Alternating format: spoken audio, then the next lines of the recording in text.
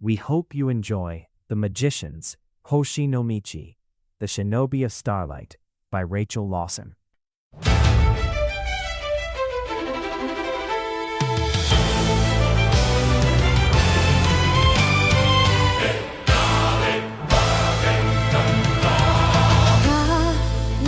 Hoshiから来た彼は天帝の友であり成功の忍者星の道だった彼は弱くしてあげられた者たちの英雄であった彼はいつの日か私たちを堕落から救うために戻ってくるだろう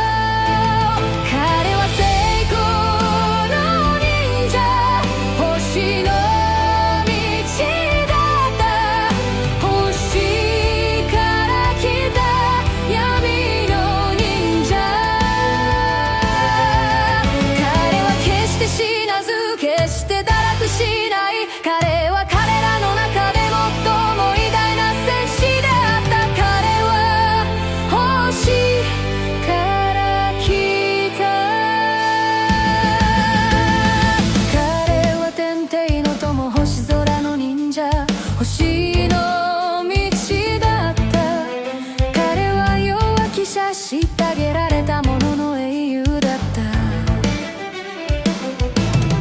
彼はいつの日か私たちを堕落から救うために戻ってくるだろう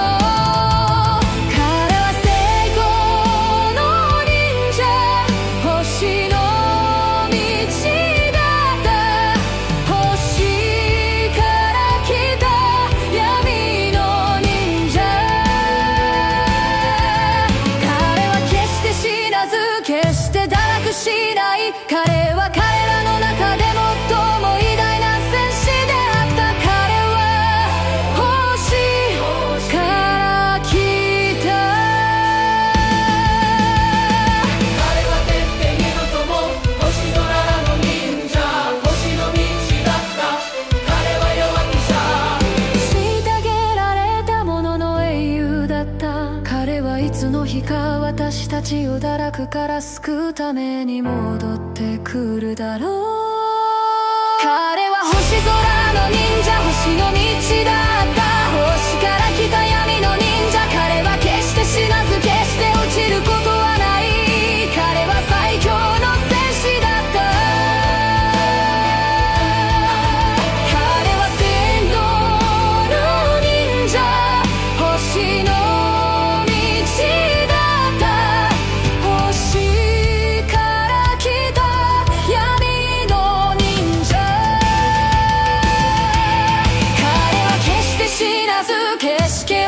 ことはない彼は最強の戦士だった天道の忍者星の道だった星から来た星の忍者彼は決して死なず決して落ちることはない彼は最強の戦士だった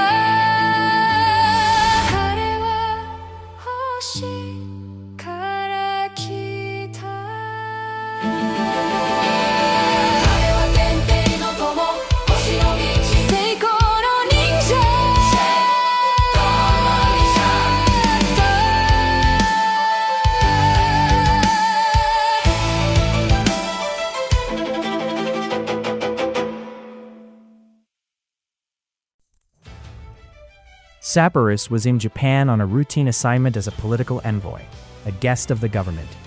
Sapphirus, the emperor of the universe, had expected diplomacy, not ghosts from his past. He could have missed it. It was merely a line in a Japanese song being sung, which wasn't strange. He was in Japan. He sat listening to it, and he heard a name he knew from long ago. His name long ago in the imperial court of a former emperor of Japan. He vaguely remembered the language but was a bit rusty through lack of practice. So he had to ask the Japanese emperor to translate the song for him. He came from the stars. He was the celestial emperor's friend, Hoshi no Michi, the Shinobi of Starlight. He was the hero of the weak and downtrodden. He will return one day to save us from our fall. He was Hoshi no Michi, the Shinobi of Starlight, the dark shinobi from the stars. He will never die, he will never fall. He was the greatest warrior of them all, no one could defeat him, not even death. He was Hoshi no Michi, the Shinobi of Starlight, said the Japanese emperor as the singers sang. Are you all right, true celestial emperor? Asked the Japanese emperor, seeing that Sapphirus looked as if something was wrong. Who was this Hoshi no Michi? Asked Sapphirus. He was one of your people, a hero by night and the court magician of one of my ancestors by day, said the Emperor of Japan with an air of hero worship. He was English. He was an expert magician and entertainer. He had an otherworldly, out-of-time aura about him, the Japanese emperor said. English? Said Sapphirus, remembering. Yes, he went by the name Blake Alexander as the magician, said the Emperor of Japan. Sapphirus, who was born Blake Alexander and had long since realized the emperor was talking of him, looked awkward. A long time ago, in the court of Akito, another emperor of Japan, Sapphirus made a white dove appear, and the court and Akito cheered and applauded. Akito walked over to the magician and congratulated his friend on his skills. Sapphirus was dressed in a Japanese-style kimono. Despite his English looks and complexion, he wasn't human either. He hid his inhumanity at the time to avoid frightening the surrounding humans, who feared the strange. He knew he was strange. He was an alien and a time traveler from the 2000s, who lived from the Roman era until then, with some of his friends and family. His people were near immortal. They died not of old age, only misadventure. But he died only to return to life. He was an anomaly even among his people. Sapphirus got the ultimate praise. You were perfect, my love, said a woman, Angela, his wife, exactly as she had been before her reincarnation. His heart raced. His love for her flared like fire. He walked to her, embraced her, kissed her, letting the rush of passion sweep through him. Then the music returned. Sapphirus blinked and found himself back in the hall, the Emperor of Japan staring at him as though something unusual had just happened. Are you all right, Celestial Emperor? The Japanese Emperor asked. Yes, just a flashback. A problem you get when you're as old as I am, Sapphirus said lightly. The Japanese Emperor smiled politely. To him, it had looked like a beautiful memory, but he said nothing. Sapphirus, being a telepath, caught a flicker of the Emperor's thoughts, an image of him kissing someone who wasn't there. He grimaced, mortified. Thank God I wasn't on stage when that happened. Small mercies. He couldn't leave, so he forced himself into small talk. I know Blake. He's my grandson. I'm very proud of him. He was born in Australia, not England, Sapphirus said, trying to sound casual. How can that be? Australia wasn't even discovered when he was no doubt born, the Japanese Emperor said. Oh, Blake is a time traveler. He was born in 1978 in Australia and has been trapped in the past since the Roman age, Sapphirus replied, slipping into the truth before he could stop himself. The Emperor nodded slowly, absorbing this. Then, with genuine curiosity, he asked, What is Hoshi no Michi like? He had no idea he was speaking to him. Secretive and complicated, said Sapphirus. I have no doubt, said the Japanese Emperor, trying to forget what he saw, but failing at Sapphirus' embarrassment. He could not stop reading people's minds, even if he tried. On the bright side, he was alone in the Emperor's box, and with the Japanese Emperor. He is a stage magician now, said Sapphirus. Is he still a warrior? Asked the Emperor of Japan. Of sorts, yes, said Sapphirus, as if he was holding something back. The truth, which was that he was talking about himself. Did Hoshi no Michi come from the stars, as the legend says? Asked the Japanese Emperor reverently, thinking he was talking to the hero's grandfather, not his hero himself. No, but he's visited them, said Sapphirus. Is it true he doesn't die? Asked the Japanese Emperor curiously. Sapphirus looked reluctant to admit it, but after a moment's thought he said, Oh, he dies, but he can't stay dead. That's his problem. How is that? Asked the Emperor of Japan. His soul, a reaper, won't let him stay dead. He touches him and he comes back to life healed, said Sapphirus, not sure he should admit it. Is that normal for your people? Asked the Emperor of Japan. No, he's the only one like that, admitted Sapphirus. The Japanese Emperor exhaled softly, absorbing this. Then he must bear a heavy burden, he said at last. To die and rise again, does it not torment him? Sapphirus hesitated. The question struck closer to the truth than the Emperor could ever know.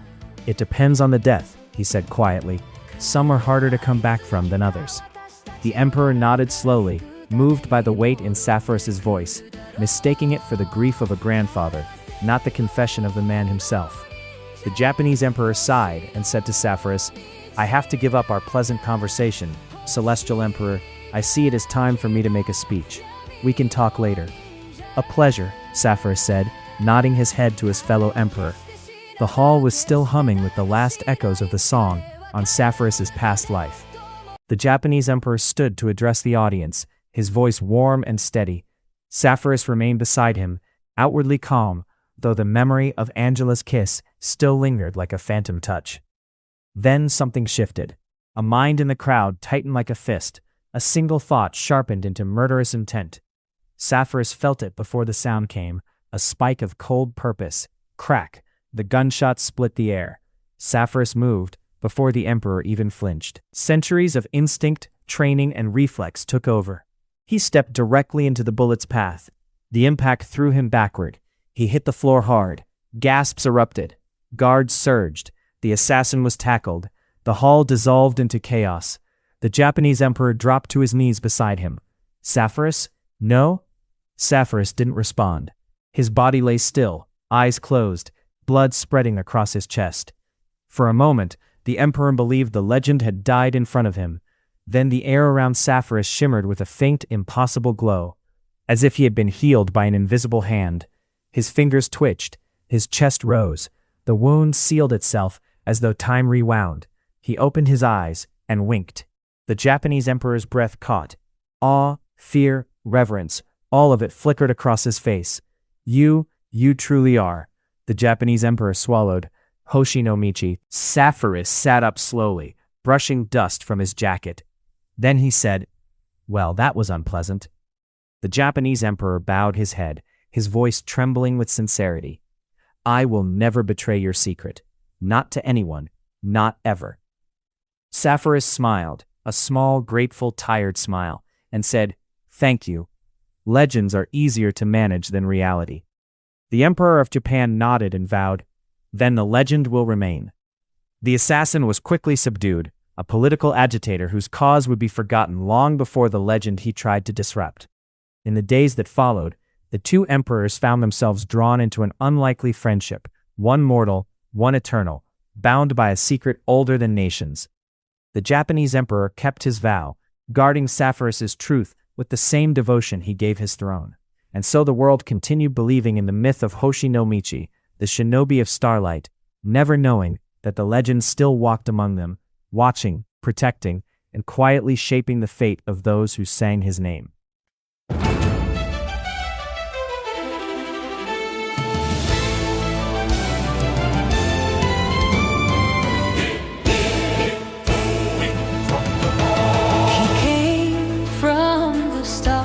He was the celestial emperor's friend, Hoshi no Michi, the Shinobi of Starlight.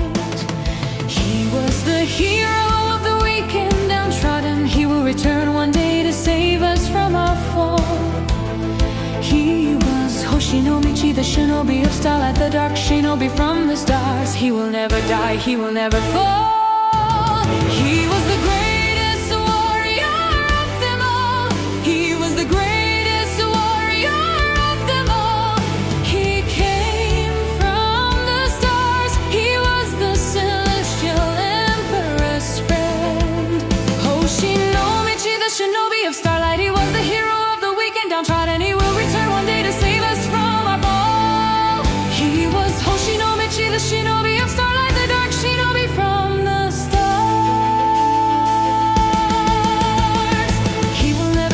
He will never fall. He was the greatest warrior of them all. He came from the stars.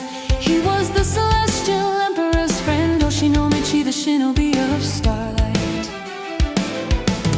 He was the hero of the weekend, downtrodden. He will return one day to save us from our fall.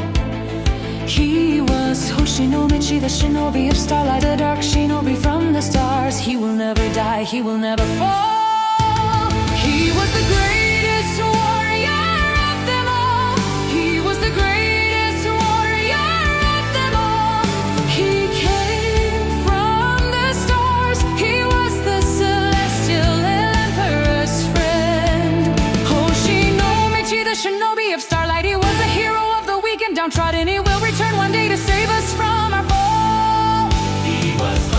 Michi, the Shinobi of Starlight, the dark Shinobi from the stars. Brick top, brick top, brick top, brick top, pillar on fire.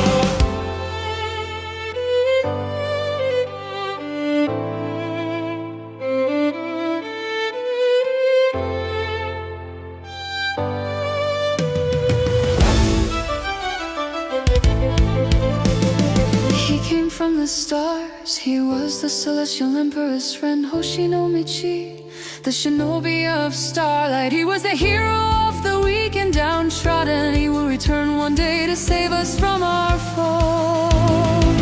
He was Hoshi No Michi, the Shinobi of Starlight, the dark Shinobi from the stars.